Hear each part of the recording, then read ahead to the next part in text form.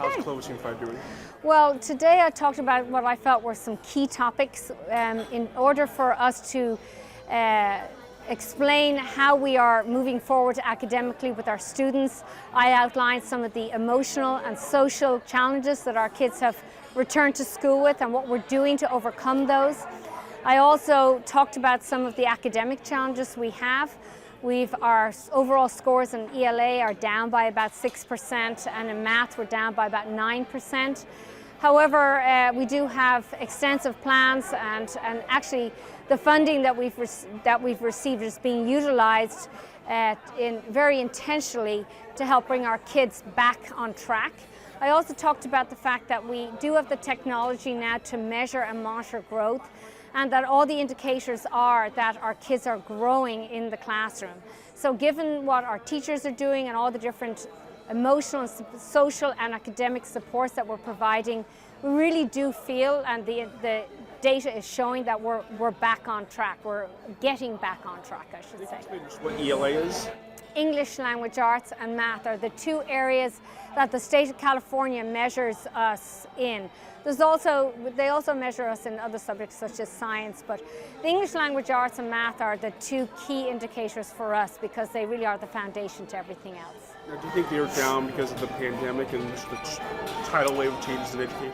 Yeah, no, they're down mainly because during the year before last we had an entire year of instruction where, you know, half our kids were on Zoom and the other half were in person, and there was a lot of interruption to the educational process.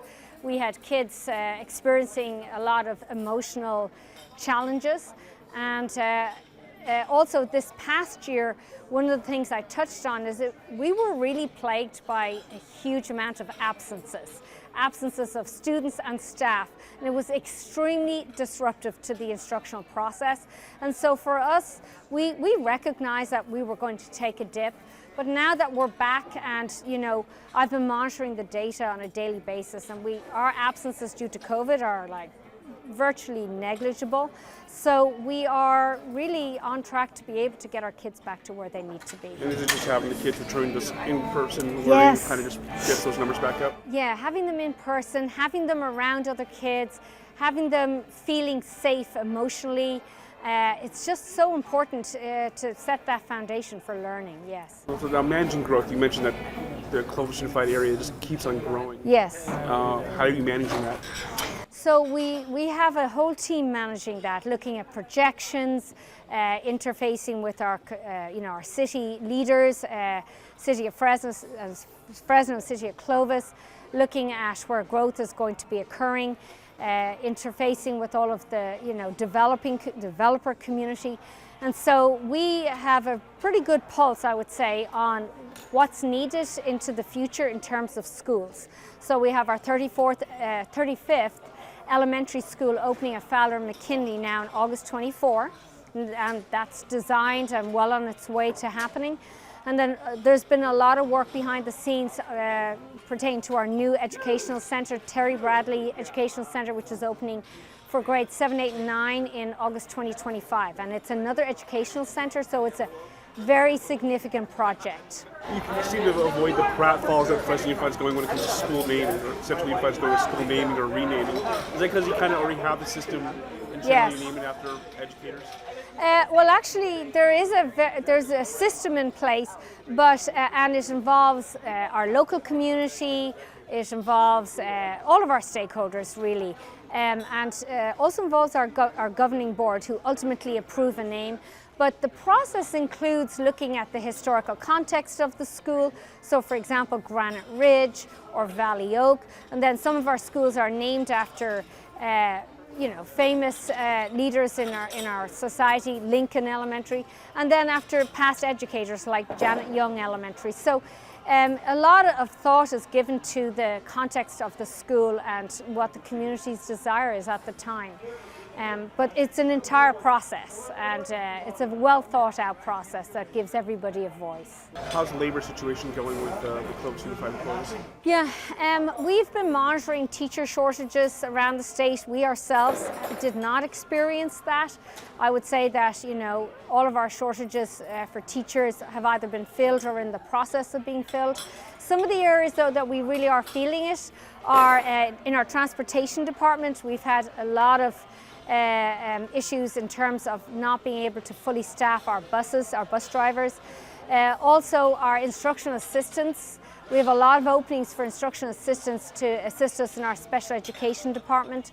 And a lot of that is occurring because our youth are able to get other jobs with the latest laws around minimum wage and things like that.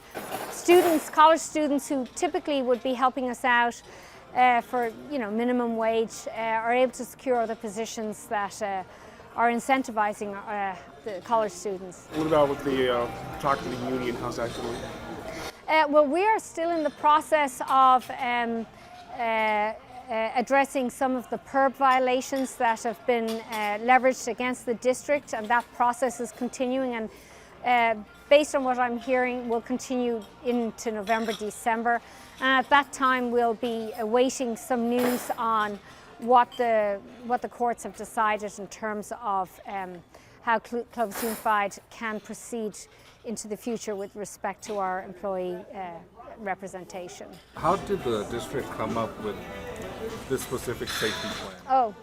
So with regards to our Catapult emergency management system, actually the work that was that went into deciding on that company to partner with occurred over 2 years ago.